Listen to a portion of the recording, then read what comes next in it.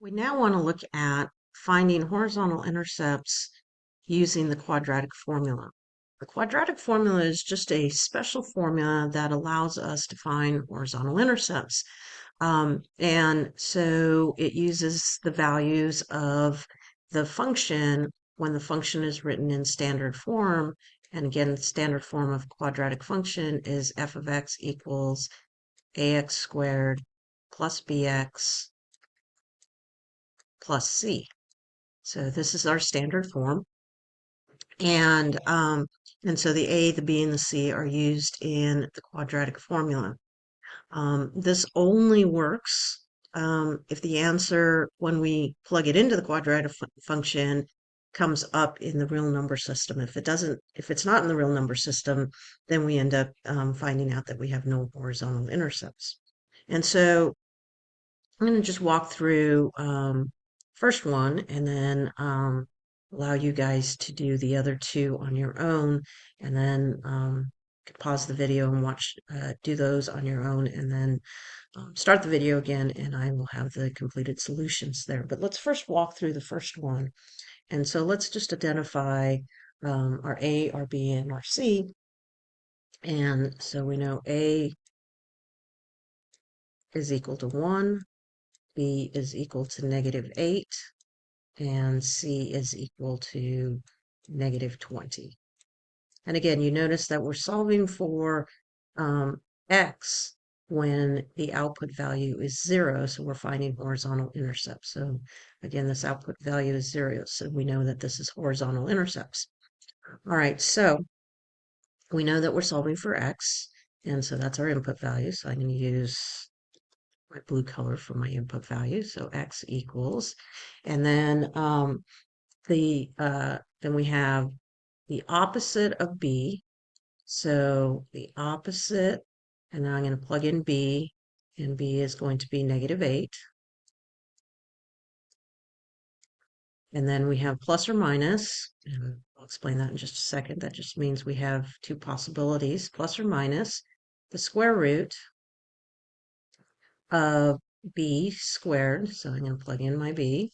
My B value is -8, so I want to use parentheses to make sure that I capture the negative. So -8, that's squared, minus 4 times, oops,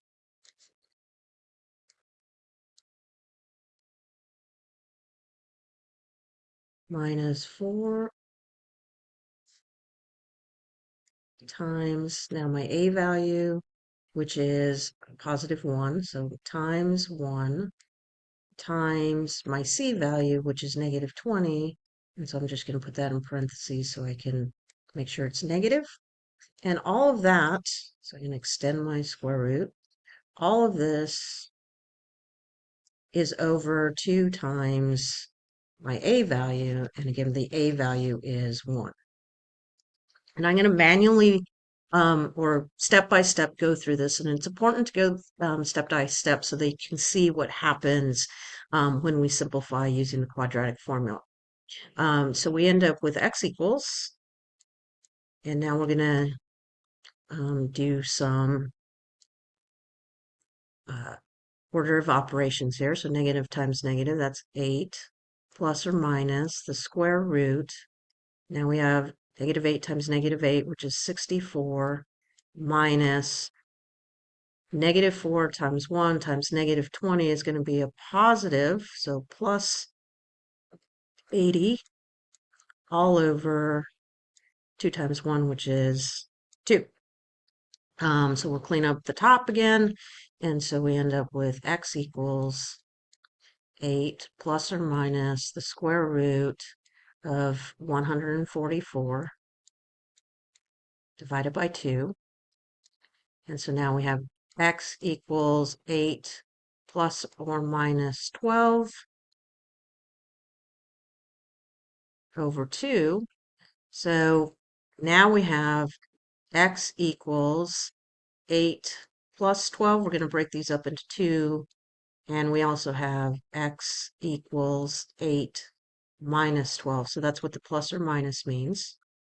And so 8 plus 12 divided by 2, so that's 20 divided by 2 is 10. And then we have 8 minus 12 divided by 2, so that's negative 4 divided by 2, which is negative 2. And so that means we have the ordered pairs 10, comma 0, and negative 2, comma 0.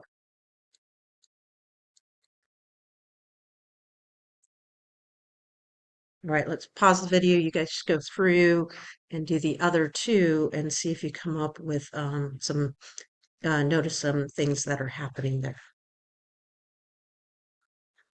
All right, so if you look at number 2, when you simplified the quadratic formula, you end up with negative 10 plus or minus the square root of 0.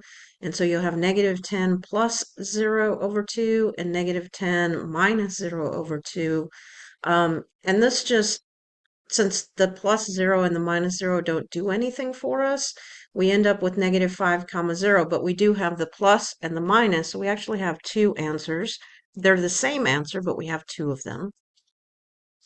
And then in the third one, you'll notice that when you get to simplifying the square root, you end up with negative 36.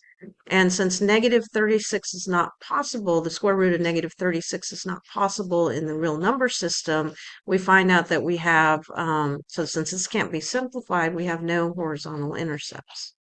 And so now let's sketch each one of these graphs. So going over to Desmos, we're going to put in, so for the first one, we know that this is f of x equals x squared minus 8x minus 20. The second one would be f of x equals x squared plus 10x plus 25. And the last one would be f of x equals x squared minus 2x plus 10. So just sketch each one of these graphs. Just make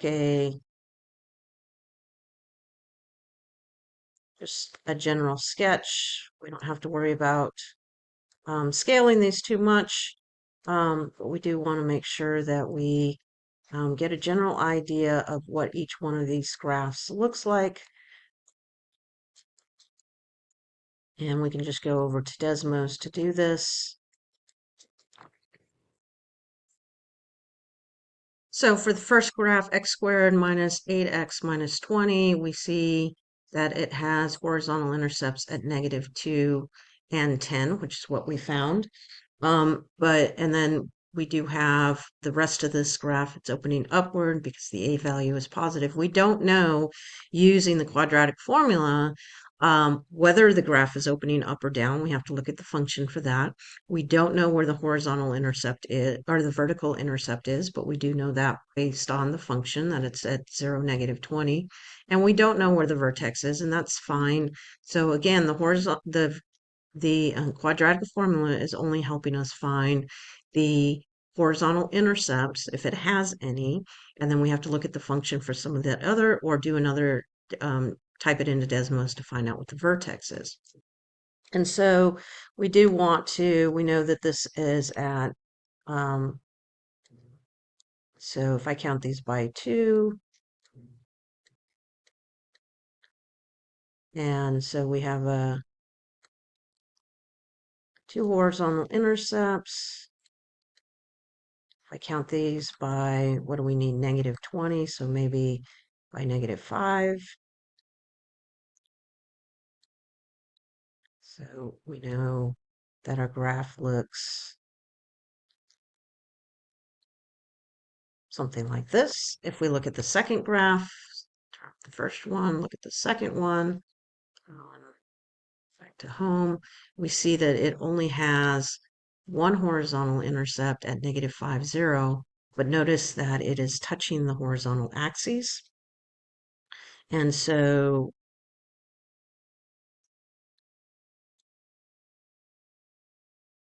it's negative 5. We have a point here. and our graph is going to go in this direction. The vertical intercept would be 0, 25. And then for our last graph, we're indicating that it does not have horizontal intercepts. And so when I look at this graph, I don't see it on this part of the, but I do know that the vertical intercept is at 0, 10. So if I go up to 0, 10, but I'll notice that the graph is opening upwards and so if I scale this by 5, I do know that this graph will go through 0, 10, but does not have any horizontal intercepts. Okay, so we notice that when we could find the square root of a number, we ended up with 2 horizontal intercepts.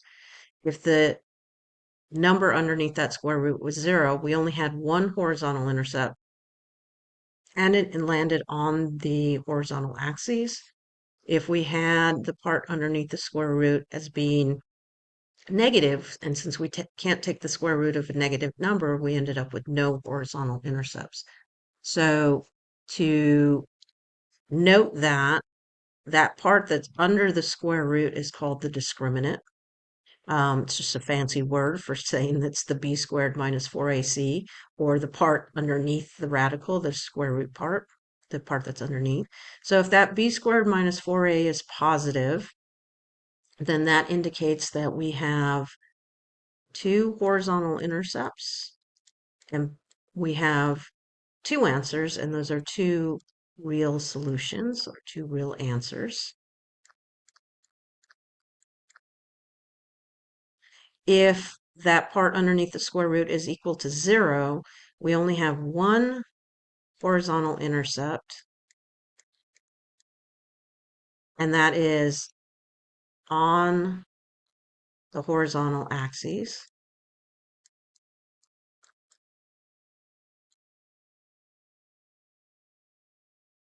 And that's 1 real solution.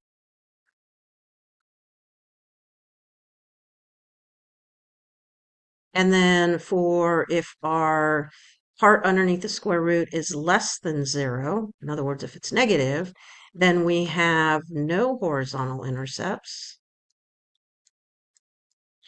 And we actually could solve this, but we can only solve it in the complex solution. And because we have the plus minus, we still have 2 answers, but they are complex answers or complex solutions.